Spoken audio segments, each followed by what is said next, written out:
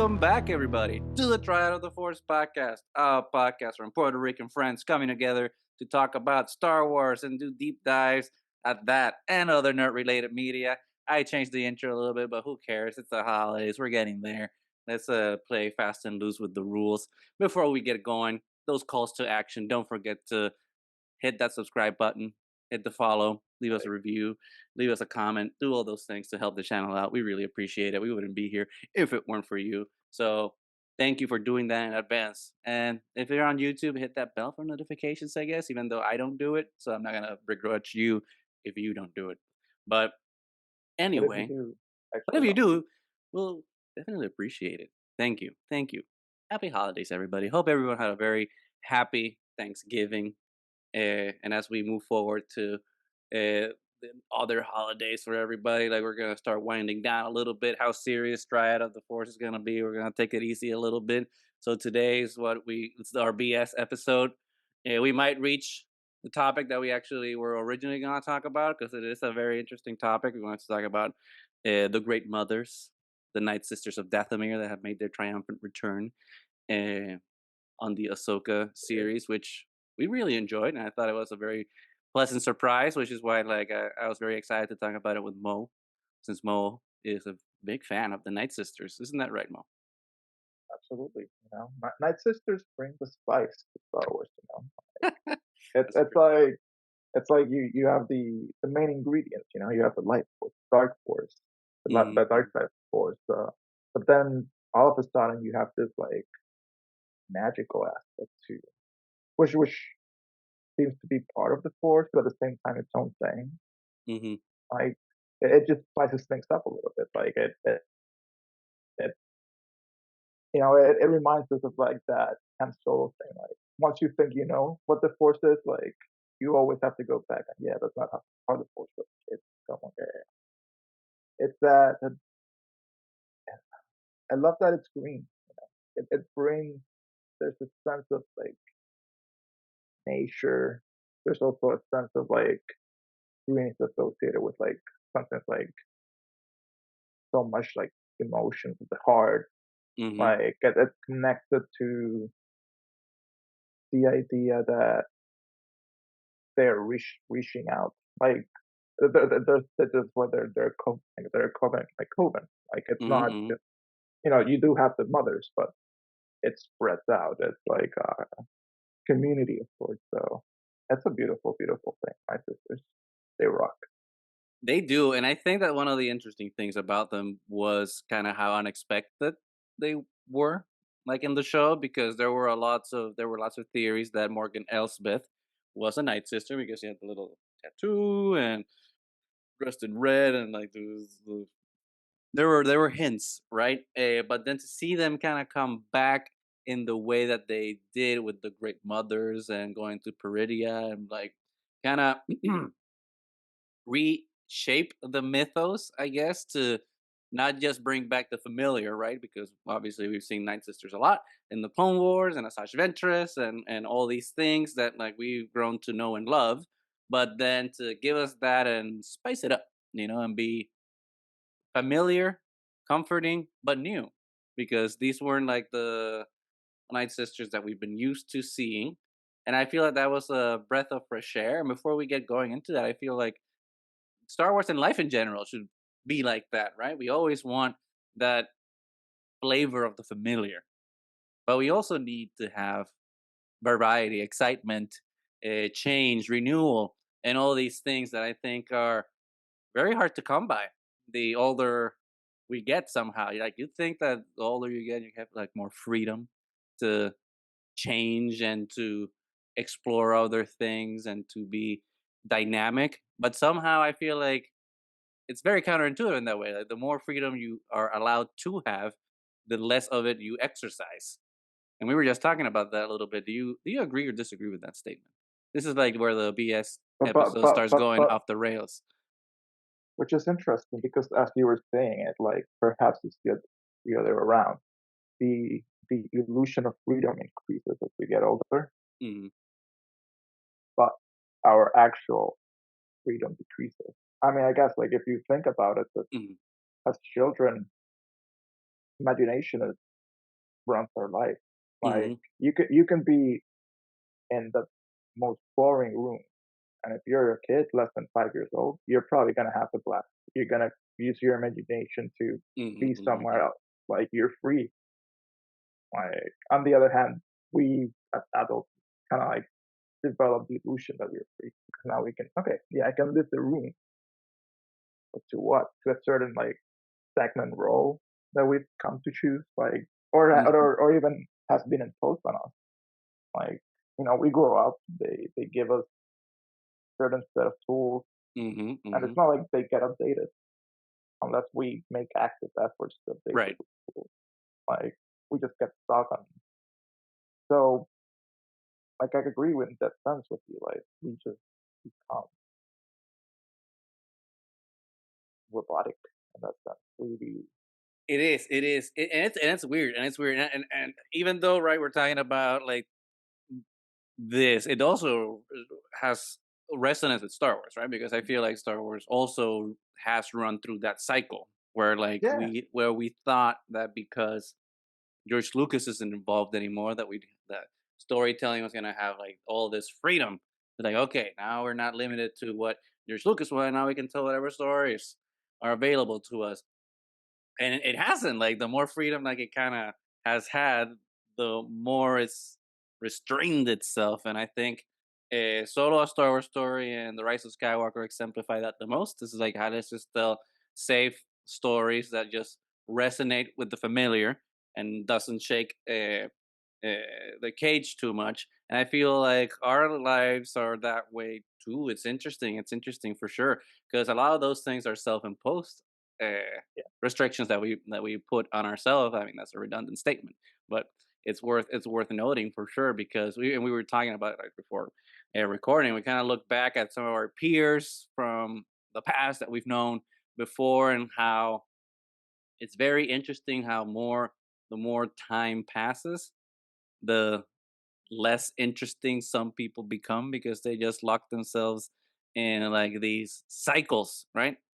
And Little to bug. use right to use a topical concept, right? Loki season 2 is over, so to use a topical concept, so they're in their own Ouroboros loop where they're just like eating their own tails, just being the same people running around in these same situations, talking about the same subjects, and it's very interesting because we do that to ourselves, and how I wonder if sometimes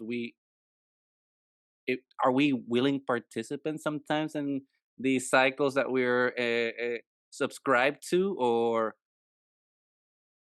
are we unaware? Like some because I'm sure that I'm talking about I, what I perceive I from feel, other people, but I'm sure that I'm in some of those things as well. That I'm aware that I need to break out of some of those. I wonder, like how much awareness do you think people have I of mean, it's these definitely things? on a spectrum. Hmm. Like even like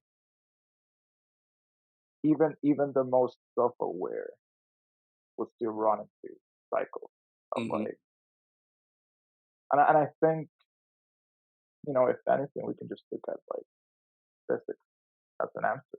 Like what we tend to try to conserve energy as a system. We tend to try to limit, you know, like make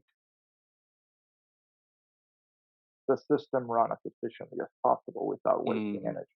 So the idea of like breaking out of those loops or like breaking out of those roles, it takes energy. Like it literally consumes like ATP. It consumes like physical energy to put in the thought, to put in the effort to change. Hmm.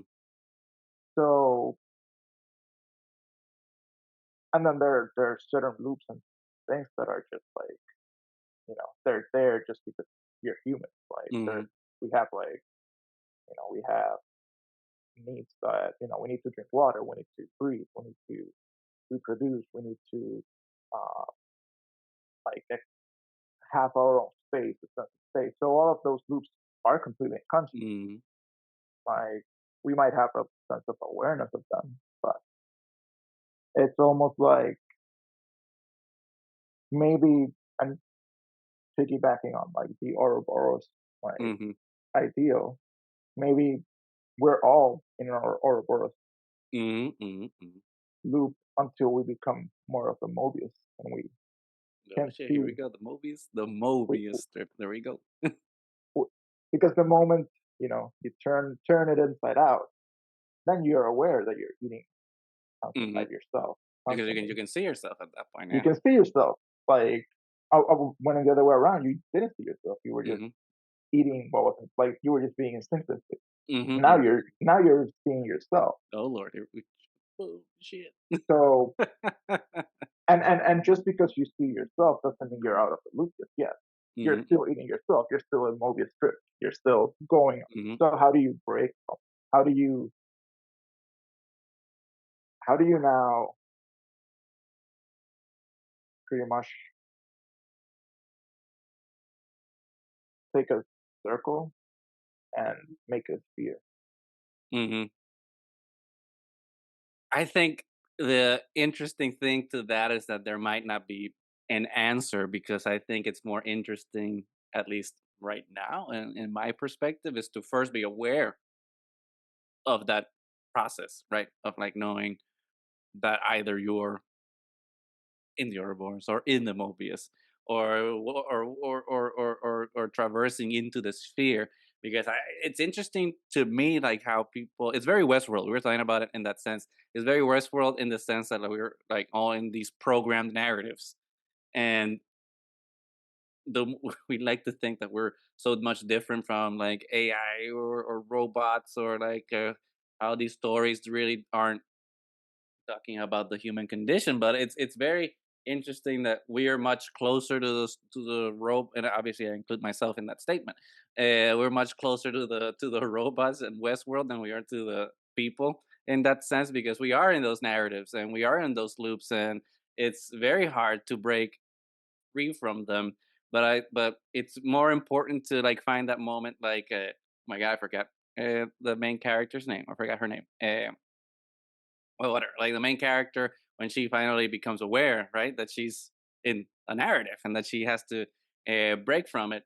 I think that's a more transcendental moment because that's when you kind of see outside of yourself to an extent, and it's a thing that I wonder about a lot of the people that we interact with and that we look at, and like not just like friends or acquaintances or whatnot, but also how we see stories and see films and see all these shows because there's a difference between like seeing them, watching them, but also how we internalize, right?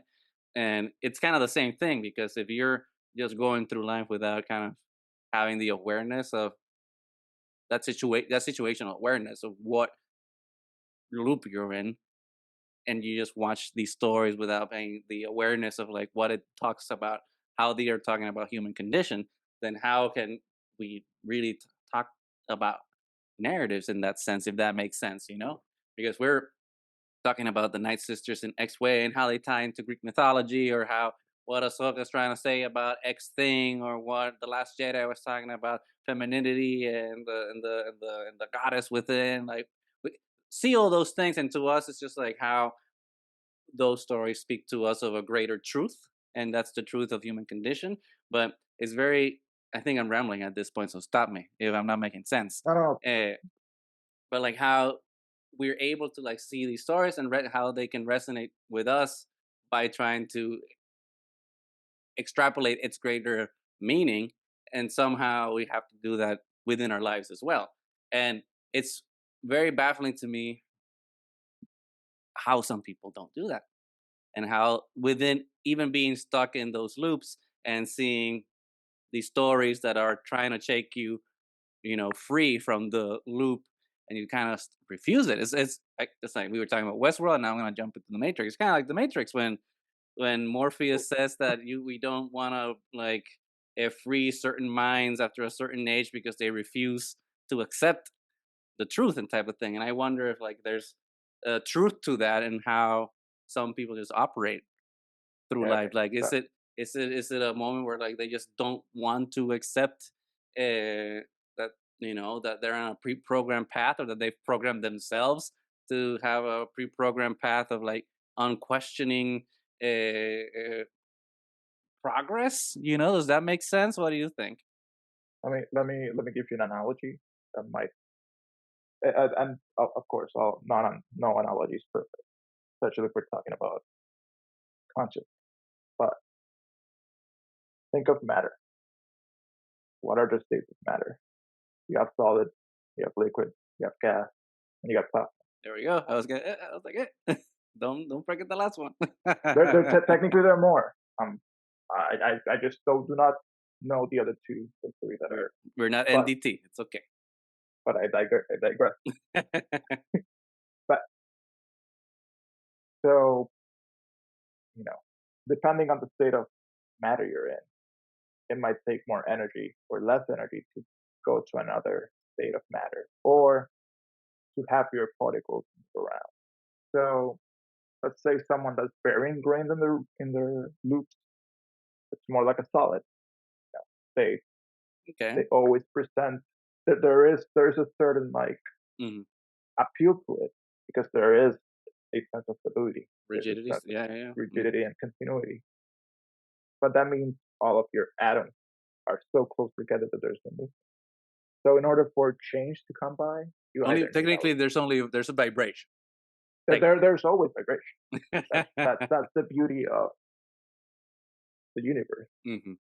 I mean, Nikola Tesla kind of like implied it. Like, if you want to know the secrets of the universe, you just have to think in terms of energy and vibration. Is the vibration between like all those atoms the reason that we can't go through solid matter?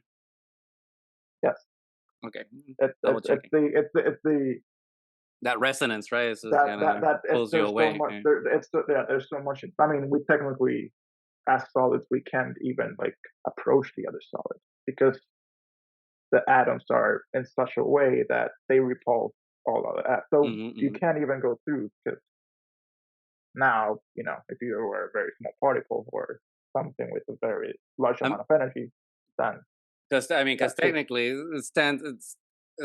atoms are mostly empty space. So it stands to reason that we're all mostly empty space. So we're all empty space. Why can't we just go through Why can't we everything? just everything pass? I mean, technically, if you were to vibrate at that specific resonance, you might be Like able the to like do the it. flash, like the flash does. Yeah. Anyway, but I Yeah, I I I, I but derailed. but, but yeah, but go, going back into the analogy, Doing the so cartwheel. Bring it people, back. so people that you know that have either by indoctrination, by their own choice, by their life circumstances, have become like solidified into a loop, Hmm. then it's very hard for external things to change that unless there's enough energy in that system to melt. Hmm. Hmm. Now there are liquid people. There are those that conform. That means that you have a specific volume, but you conform your shape to the environment you're in. Hmm. So these people might be able to have friends with different types of individuals. They might have like friends with nerds. They might have friends with like cool kids. They might be able because like they're able to retain their own Hmm. identity, but Hmm. still be able to change their loops. But if you're given your container, you're still gonna be in the same loops. Hmm. So the difference between a solid and a liquid is that the liquid just has to break the container Hmm. and it should be free. The solid still has a lot of work to do. Then you got gas people. You know, they don't have a volume defined. They don't have a defined. Uh, they don't have a defined volume and no defined form.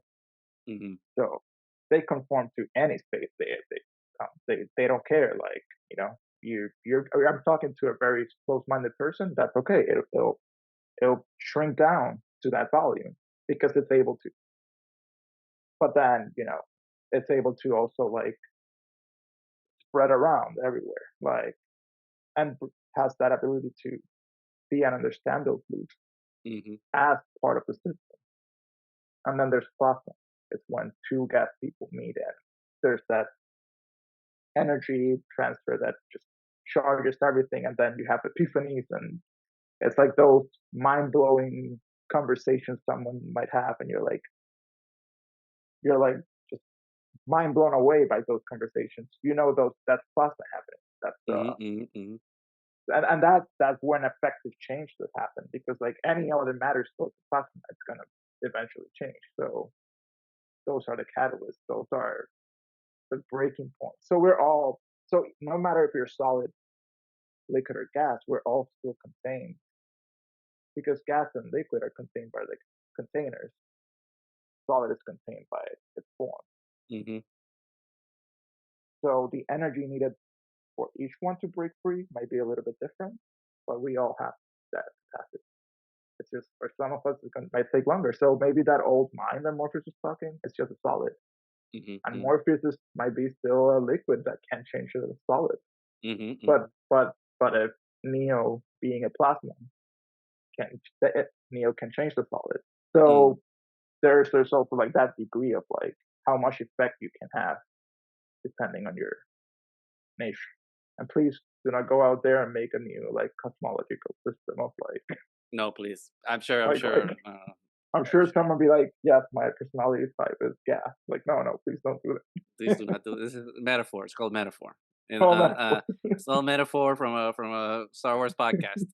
Uh, Star Wars podcast is not an authority on It's defining not it's personality not a types. psychological personality type. Don't put that on your dating profile. It's not gonna help you.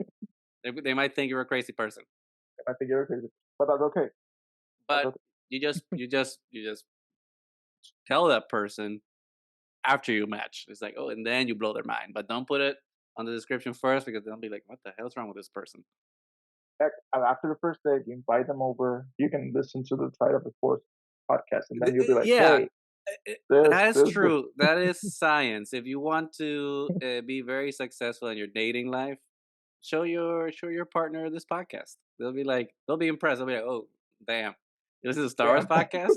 Isn't it a Star Wars podcast from Puerto Rican friends? I'm sold. I'm sold. Let's go. Let's get So married right so now. It's science. It's science. it's proven. It's been proven. We have to say we're not in any way affiliated with Lucasfilm or the Walt Disney Company. So don't make that confusion.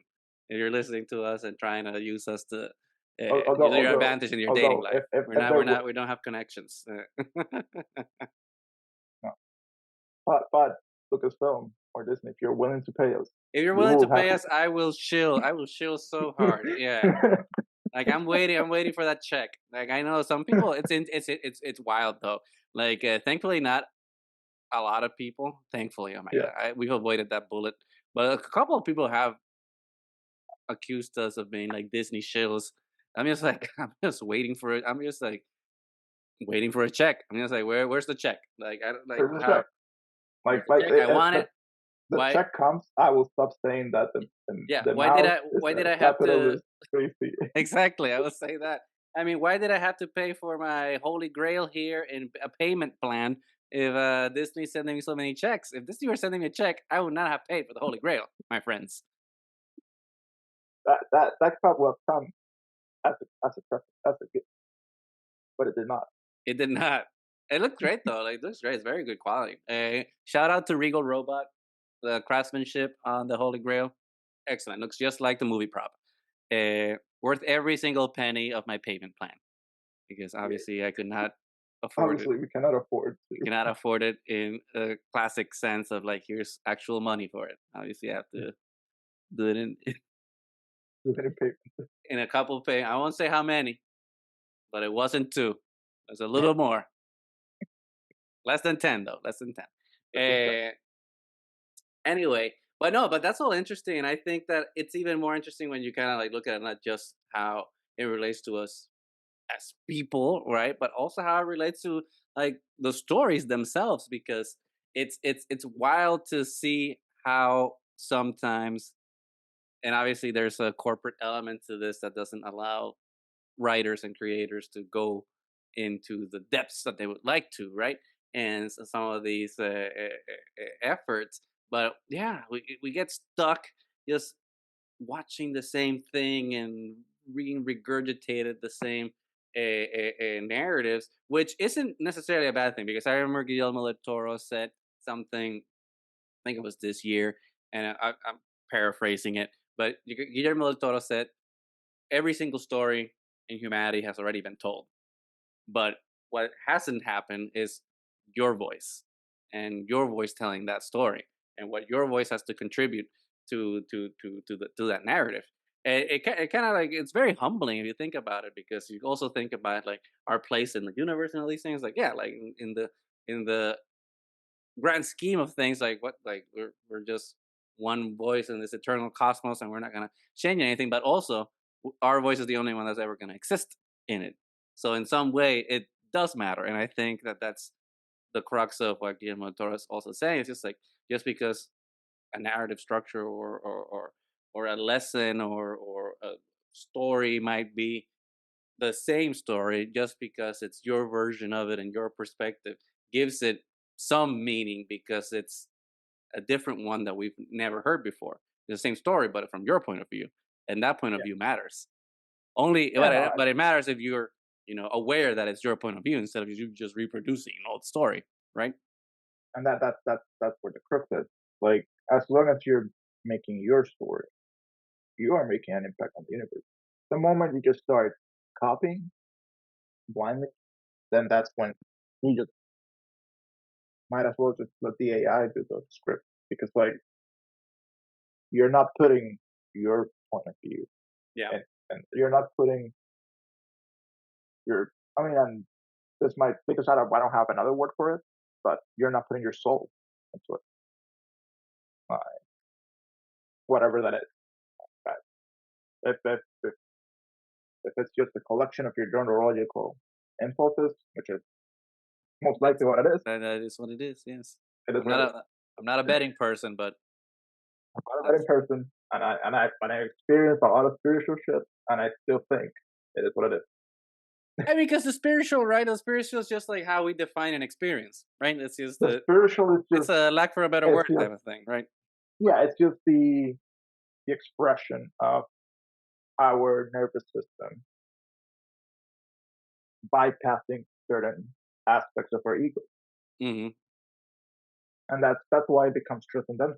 It's just an experience that is not defined by your day-to-day loop of Hmm. an ego. And heck, if you're not aware, you might have one of those experiences. Be like, fuck yeah, that there's X, Y, Z is the new God, and that's the reality. No, that's not how shit works. Hmm. Hmm. Like it's this. We're all they are all stories. They're all tool. Like every story is a tool. It's a tool to understand another person because it's kind of like piggybacking like on that Guillermo Toro. It is the same story. Of course, it is the same story. We're all humans. We're all gonna experience love. We're gonna experience hate. We're all gonna experience sadness. We're all gonna experience life and death. That is the human nature. Yeah, It yeah, is. yeah, Of yeah, course, it's yeah. gonna be the same story. It's just the the circumstances change. It's the como that's how they said to us in like in our Spanish class. Los muñequitos cambian. That's it. Hmm. Hmm. Like Hmm. you're just flipping the puppets and changing the background, but the story has to be the same because we are the same species. The moment some other species come around, yes, the story will be different. Hmm. But it's the intricacy that counts. So that's the beauty of stories. Like to be able to transmit a neurological experience that my body had to some flesh, other flesh neurological being that can integrate that into their system. So it's like that mixture of vision and speaking. It's magic if you think Hmm. about it. Hmm. It's going back to the Nightsisters. The first magic is just words, Hmm. Hmm. being able to express things. That's the first act of magic we've ever done on this planet. I dig it. I dig it. Eh, There's depth, and this is a very interesting this feels like, ladies and gentlemen, if you're still, and all my and our MB friends as well, if you're still listening to us, thank you. It was interesting because when we were wondering, like, what we were gonna talk about today, we were, "Okay, let's talk about the Night Sisters and, like, how the Great Mothers and, the fates and all these things," but then it's just like, we'll be honest, we didn't prepare for it, and then we were like, we started talking about other things, and we're like, "Why don't we just talk about other things? Who cares? Who Who cares?" cares? So, thank We're you for making the listening. rules.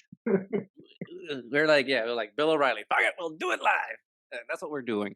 But this is really cool because it feels like we're in Rio Mar, basically. Rio Mar, for all of you that don't know, is a town on the west coast, Where east coast, plasma happens. east coast. Sorry, I was confused east and west. Uh, Northeast. Northeast coast of Puerto Rico.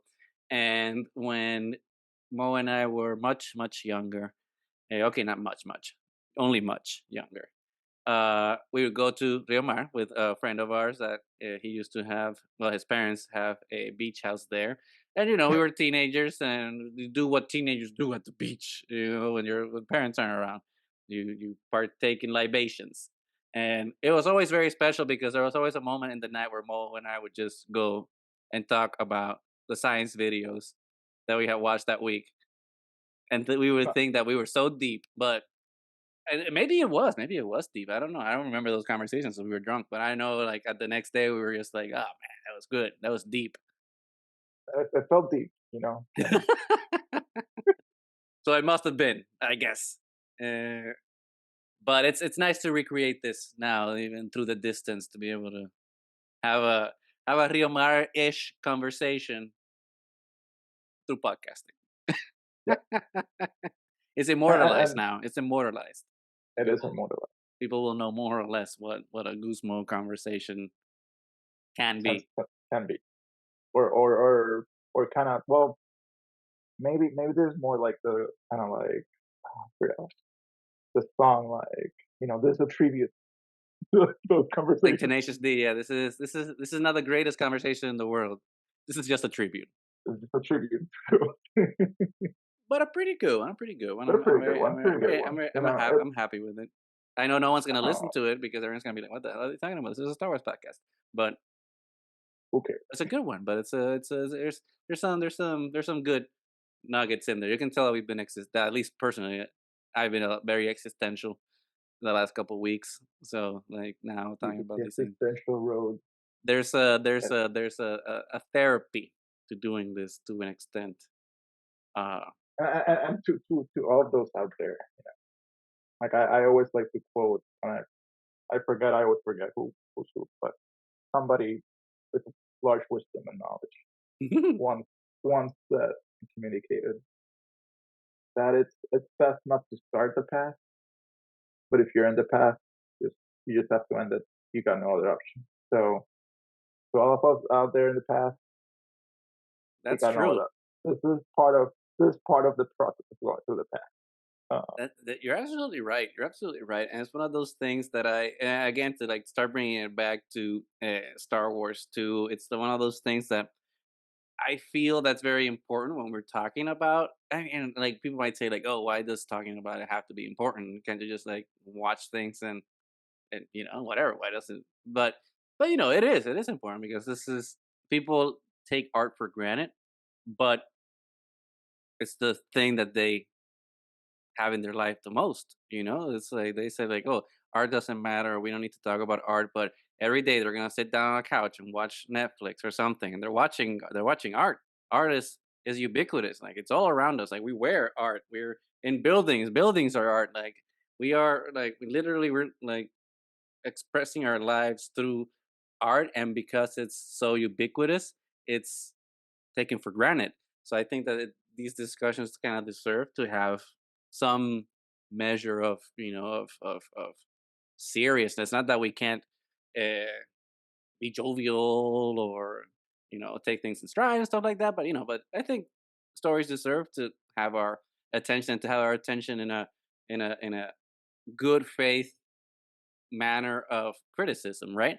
And some of these like other channels that we see, the YouTubers that are like huge or whatever, that are just the negative, the toxic watchers, or just do it for clicks and don't really have anything constructive to contribute to the conversation, and just look at stories as content and just talk about it so that they can have a mass appeal to either spread some bad message or not care about what message they're spreading, as long as they kind of beat the algorithm type of thing. It's very sad. It's very sad and very scary too, because it's kind of creates a negative effect in terms of like how we're engaging in good faith with these stories. And I think that these stories deserve some respect because they're reflections of us. Maybe, I don't know. Maybe I'm taking it too No, no, seriously. it's taking it back to what we were talking about at the beginning. Art is a tool for freedom. Art is a tool for expressing freedom. And perhaps the reason we don't feel that freedom is because we haven't explored more stories. Hmm. Because Or and don't look at them critically, right? Because like you can watch the most liberating story or the best, or read the best poetry, but if you don't want to go deep and you're only surface, then you're not gonna get anything from it. yeah, no, absolutely. Uh, and but even going surfacely, there is still an evocation of experience. There is still some sort of emotion Hmm. that is being invoked in each of us. Hmm. So the sharing part is, and the internalizing is the extra step. It's the Right. you know not it's the integrating part also, because you can also analyze it and not integrate it. You can be Mhm. critical and still not integrate that story. So I don't know. Maybe the trick is just to this might just be a trick of mine, like go into like everything and be like, I'm gonna imagine this was a product of my consciousness, and as Mhm. it integrates into, because yes, there is the story that's being written. Mhm. That's Mhm. one version, but then there's the story that's being received, and that's another version. There Yeah. are two versions of every story. Heck, there are infinite versions because you get Bullshit like multiverse. the multiverse. But think about it. That's why we have so many versions of Pinocchio. That's why we have Mhm. so many versions of like the Green story, Mhm. the Green Bro. That's why if if you watch anime, like there's also always that underlying like very zen and like growing aspect of like, so all the stories are the same in that way. Yeah. It's just that each time they're read and received, they become a new story, and that's the beauty of it.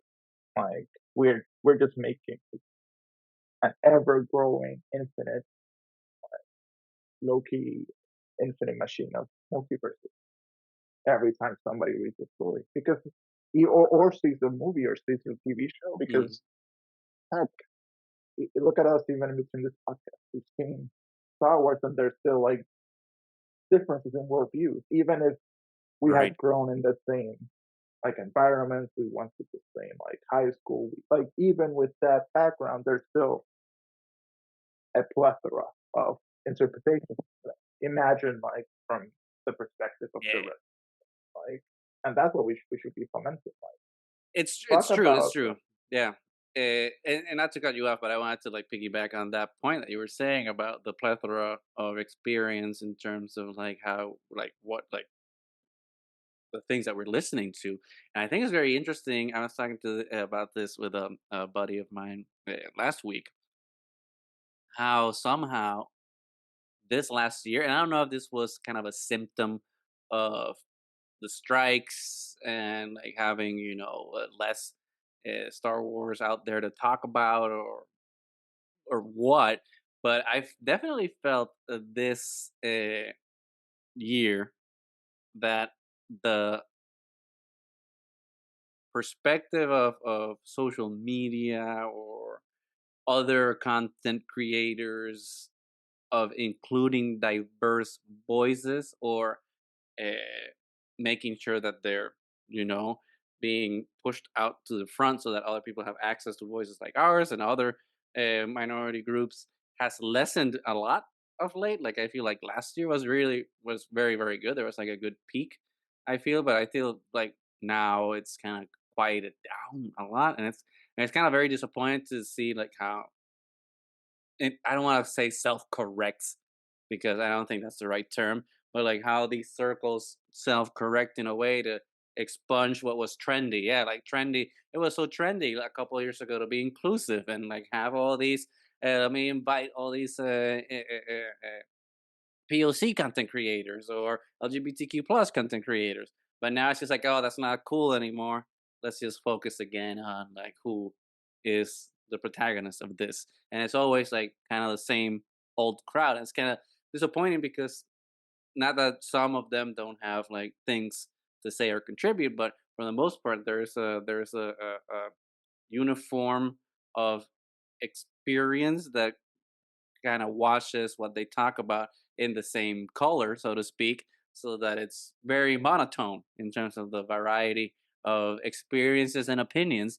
And some of other voice, I'm not saying that ours is the most diverse or deep voice, but but but I can only talk for It's ourselves. a voice. A But voice. it's a voice, like the King's Speech. I have a voice.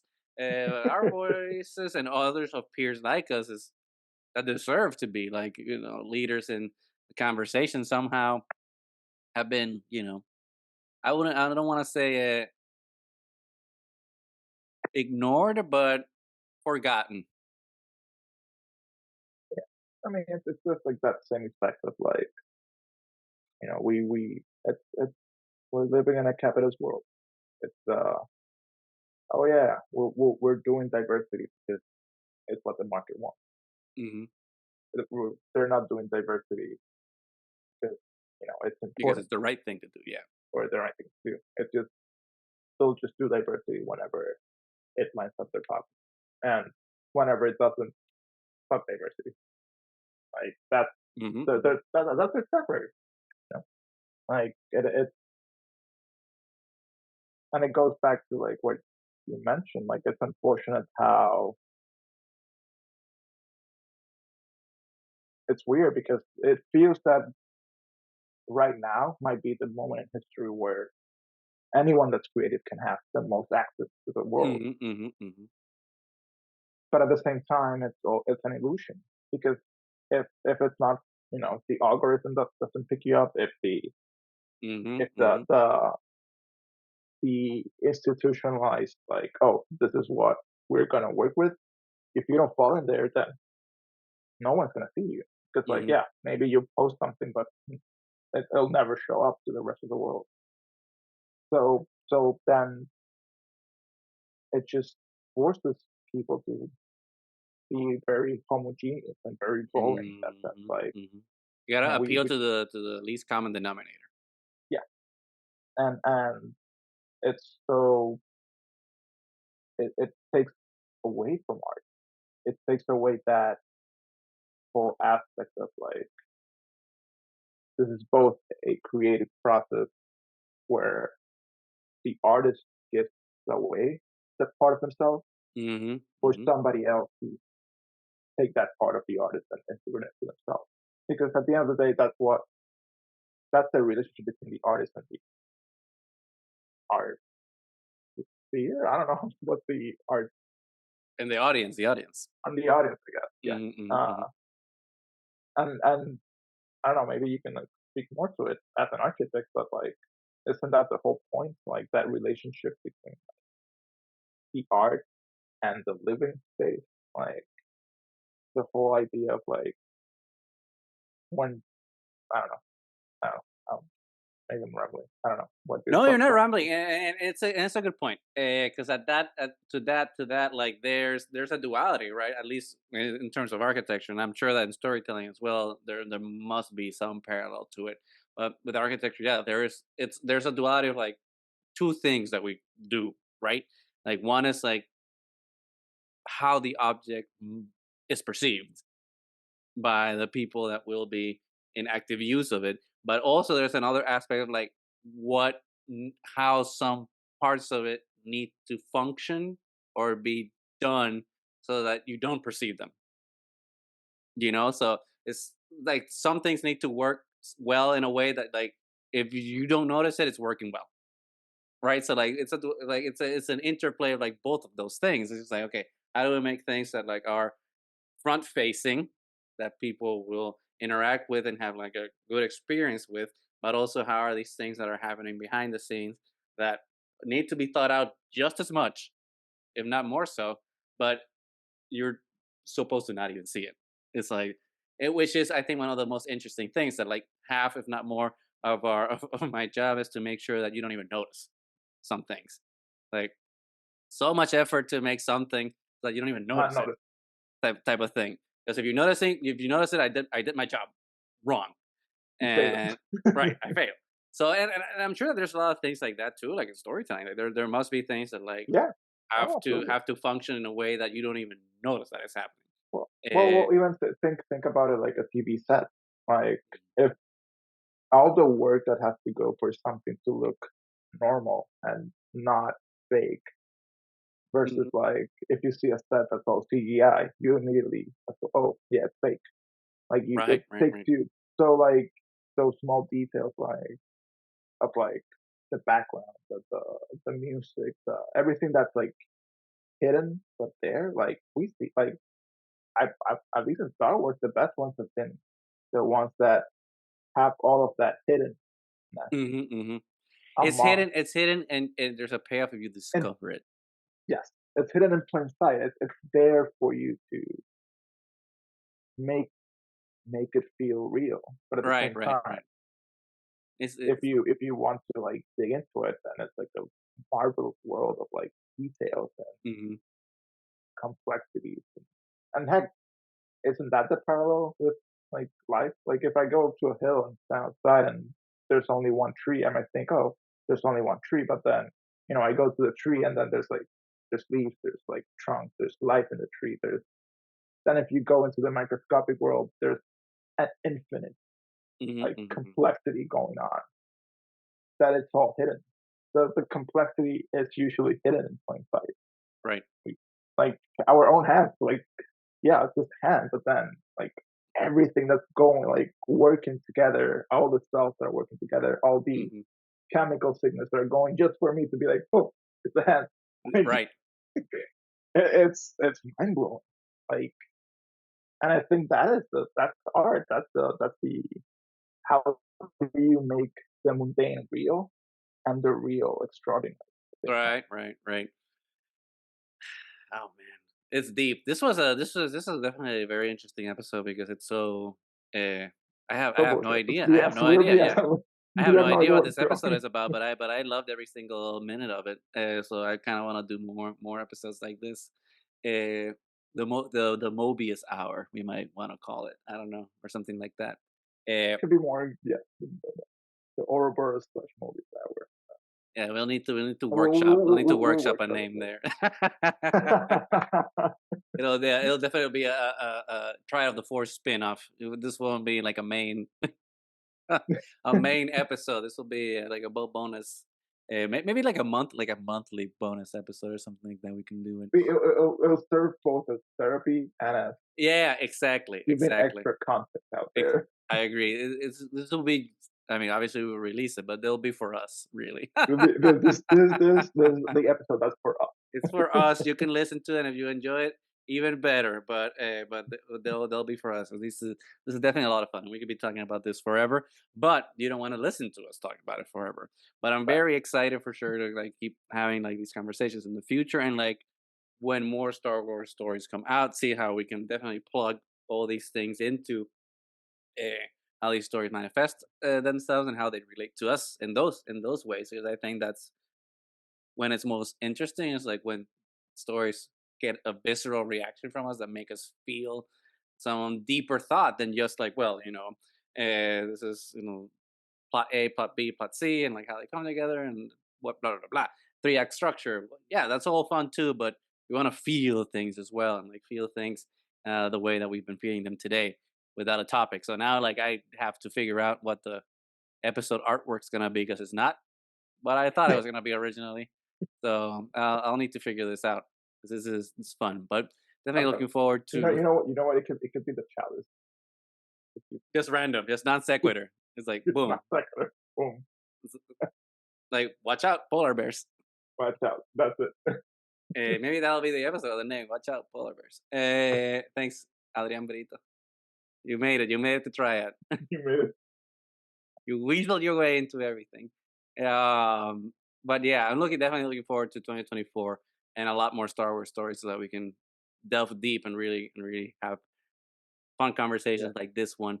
Like I said, I think we still have like maybe one more, two more episodes to go for the end of the year, but we're gonna keep it light, keep it fun, so that we can end this year in a not a high note, but a pleasant note because it's been definitely a difficult year for podcasting and life, notwithstanding, obviously. And like, So, so thank you, Mo. Thank you for for coming back. I know, yeah, you're in a chaotic, not chaotic, in a fun capacity to try coming in for moments like this to just impart us with your Mobius wisdom, which is always definitely appreciated. But with that being said, much appreciated. You, yeah, I'll see you soon because I'm flying to Puerto Rico soon, so we'll go like, to the beach. But yeah, we haven't tried out the. we can finally do an episode where we're all the three of us in the same room. We should. Yeah, that would be great. It'll be weird to be like, wait, are we looking at the camera? Are we looking at each other? Like, what's going on? I don't know. It'll be crazy, but we'll We'll figure figure it it out. out. But yeah, that would be Trial of the Force together in one room.